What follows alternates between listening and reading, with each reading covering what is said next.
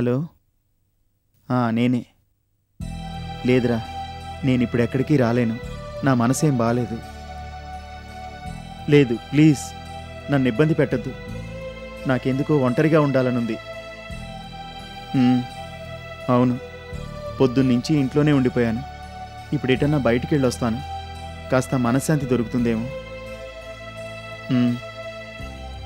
వద్దురా, నా మాట విను.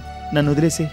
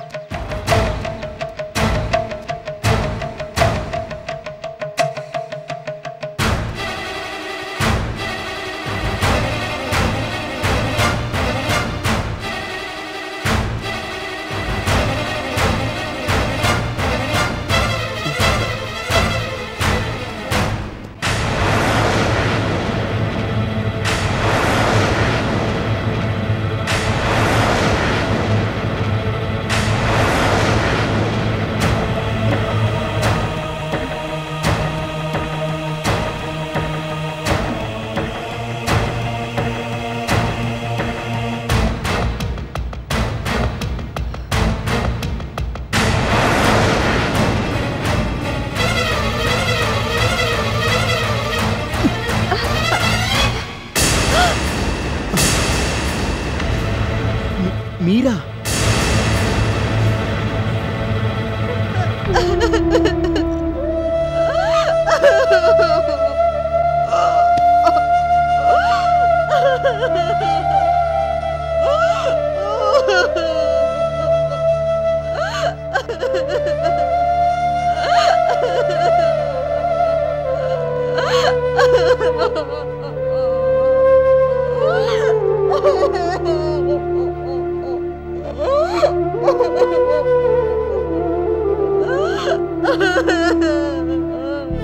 ఏంటండి, ఏమైంది?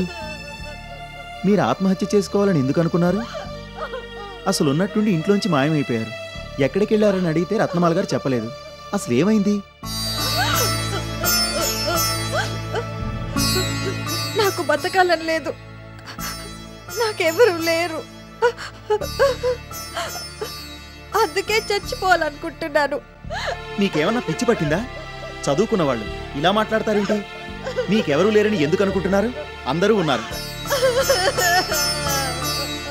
అయినా ఈ లోకంలో ఒంటరితనంతో బాధపడుతున్న వాళ్ళంతా చచ్చిపోవాలని అనుకుంటున్నారా? అసలు మీకు అంత కష్టం ఏమొచ్చింది? ప్లీజ్ బాధపడకండి. ఏం జరిగిందో చెప్పండి. అసలు మా ఇంట్లోంచి సడన్ గా ఎందుకు వెళ్ళిపోయారు? మిమ్మల్ని ఎవరైనా ఏమన్నా అన్నారా? నేను లక్కీగా ఈ టైంకి ఇటువైపు రాబట్టి సరిపోయింది, లేకపోతే ఎంత ఘోరం జరిగిపోయి ఉండేది. అయినా మీకేదన్నా బాధ ఉంటే మాతో చెప్పుకోవాలి గాని ఇలా ఆత్మహత్య చేసుకోవాలనుకుంటే ఎలాగూ? సమస్యలన్నింటికీ ఆత్మహత్య పరిష్కారం అనుకుంటున్నారా? ప్లీజ్ బాధపడకండి. ఏం జరిగిందో నాతో చెప్పండి. నేను మీకు పరాయివాణ్ణేం కాదు కదా, వరుసకి భావనవుతాను. మీ బాధ ఏంటో అర్థం చేసుకోగలను.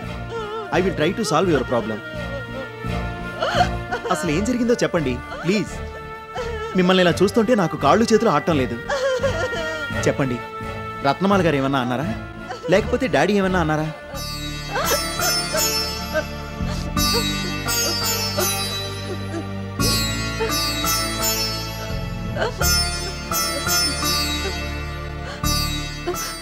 ప్లీజ్ చెప్పండి. I will definitely try to help you. ఏం చెప్పమంటారు? చిన్నప్పటి నుంచి చాలా ట్రెడిషనల్గా పెరిగాను.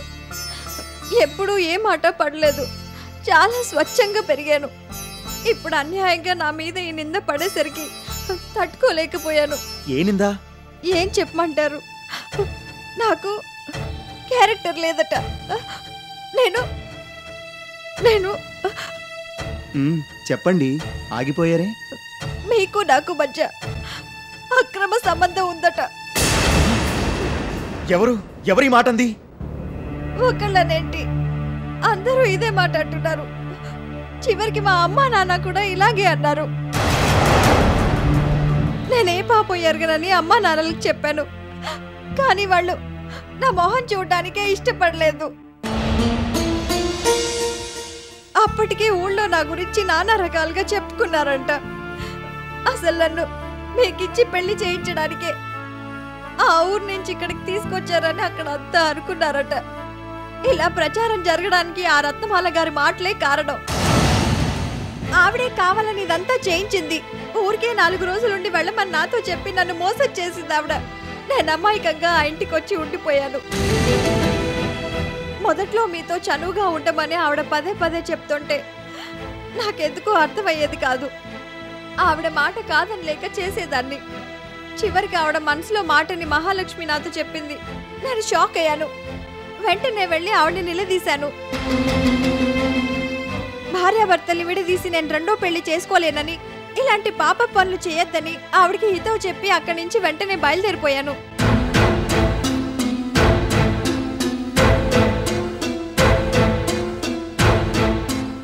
వెంటనే మా ఊరు వెళ్ళిపోయాను. కానీ అప్పటికే జరగాల్సిందంతా జరిగిపోయింది. మా అమ్మ చెప్తున్నా వినిపించుకోకుండా మా నాన్న నా మొహం మీదే తలుపులు మూసేశాడు. ఇంకెప్పుడు ఆ ఇంటి మొహం చూడొద్దని తేల్చి చెప్పాడు. నాకే పాపం తెలియదని ఎన్నో రకాలుగా బతిమాలుతూ చెప్పాడు. వాళ్ళు నా మాట వినిపించుకోలేదు. అసలు మా నాన్నకి నేను ఊరు రావడమే ఇష్టం లేదు.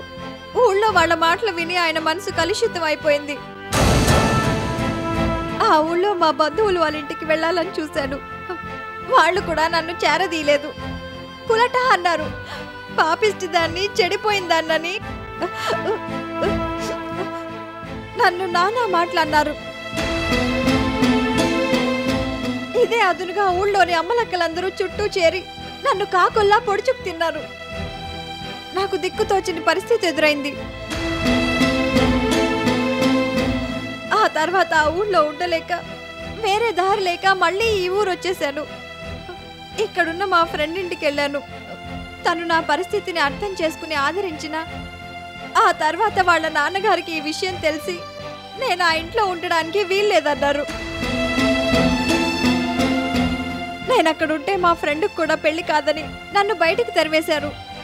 వద్దని మా ఫ్రెండ్ చెప్పినా వినిపించుకోలేదు.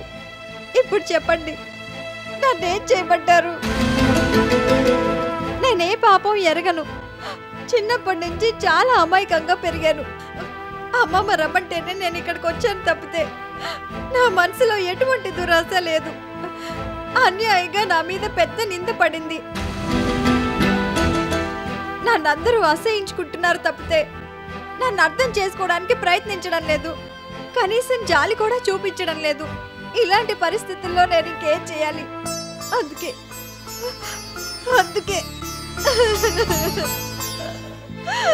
నో ప్లీజ్, మీ పరిస్థితి నాకు అర్థమైంది. బాధపడకండి. మీకే పాపం తెలియనప్పుడు మీరెందుకు ఇలా కుమిలిపోవాలి? ఎవరేమనుకుంటే మీకే? పట్టించుకోకండి. మీరు చదువుకున్న వాళ్ళు, మీ కాళ్ళ మీద మీరు నిలబడి బతకలేరా? ఎందుకు ఇలా పిరికి వాళ్ళలాగా ఆత్మహత్య చేసుకోవాలనుకున్నారు? జరిగిందేదో జరిగిపోయింది. Forget it. అన్యాయంగా నా మూలంగా మీరు చాలా బాధపడ్డారు. I do understand. ఇదంతా మా నాయనమ్మ తన స్వార్థం కోసం చేసింది. తను అనుకున్నది సాధించే ప్రయత్నంలో మీ జీవితాన్ని బలిపెట్టింది. మీకెవరూ లేరని, ఒంటరిదాన్నని మాత్రం మీరు అనుకోవద్దు. మీకు నేనున్నాను. నేను ఆవేశంలో అంటున్న మాటలు కావివి, నిజమే చెప్తున్నాను. మీరా ఇంటికొచ్చిన దగ్గర నుంచి మిమ్మల్ని గమనిస్తున్నాను. మీరు, మీ మాట తీరు, మీ నడవడిక నాకు బాగా నచ్చాయి. మీది చాలా మంచి మనసు, సున్నితమైన హృదయం. అన్యాయంగా నా మూలంగా మీ జీవితం నాశనం కాకూడదు. మీకు అభ్యంతరం లేదంటే మీ మీద పడ్డ నిందనే నిజం చేస్తాను. మిమ్మల్ని పెళ్లి చేసుకుంటాను.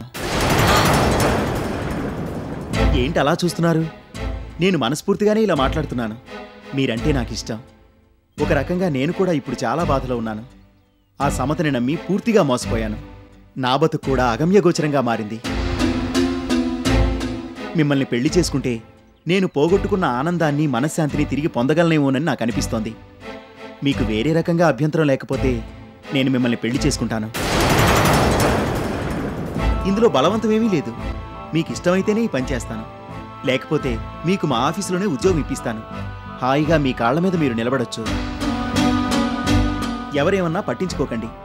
నేను కావాలనే మీకు ఉద్యోగం ఇప్పించానని మళ్ళీ నలుగురు నానా రకాలుగా అంటారు. కానీ మీరు కేర్ చేయొద్దు. మీ పని మీరు చేసుకోండి. కొన్నాళ్ళకి ఈ నిందలన్నీ ఆవిరైపోతాయి.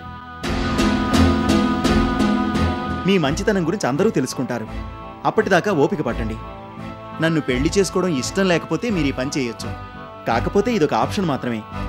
మీరు నన్ను చేసుకోవడానికి ఇష్టపడితే నేను ఇంకా సంతోషిస్తాను.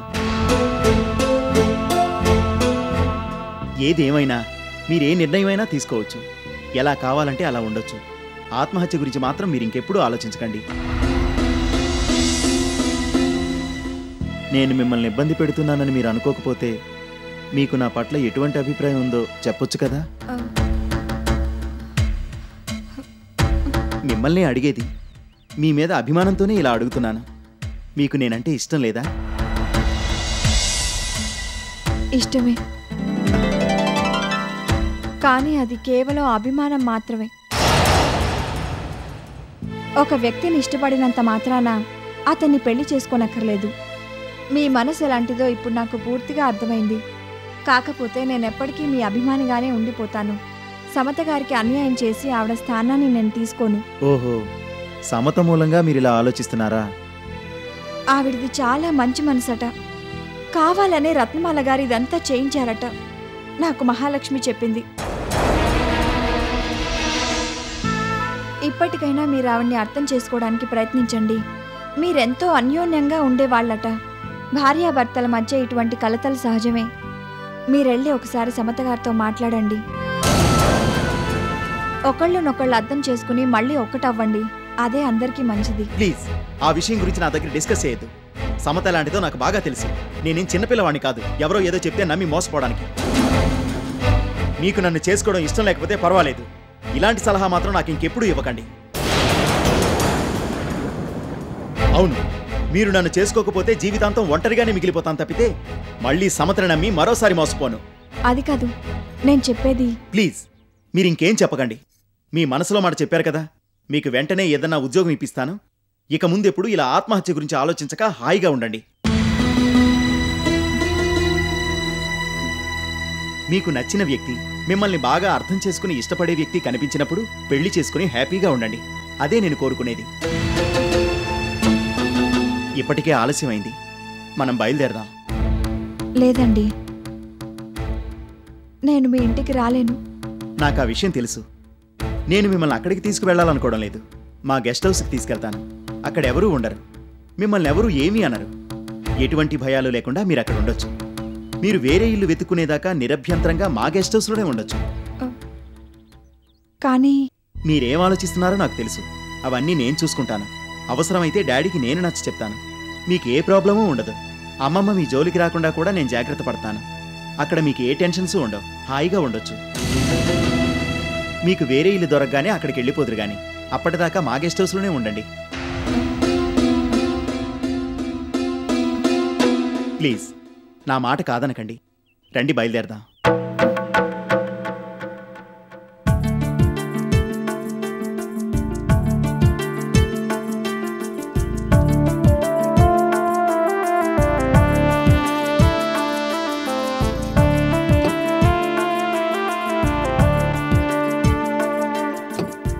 కూర్చోండి. పర్వాలేదండి, నేను ముందు సీట్లోనే కూర్చుంటాను. ఓకే.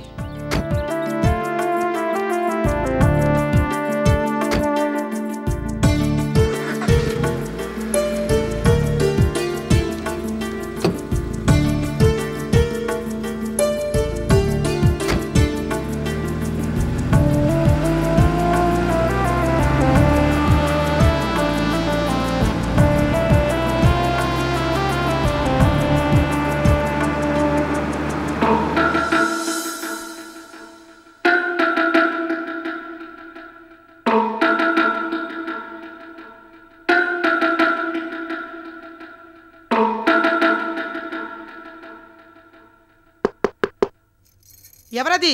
నేనమ్మా. వస్తున్నా, ఉండు.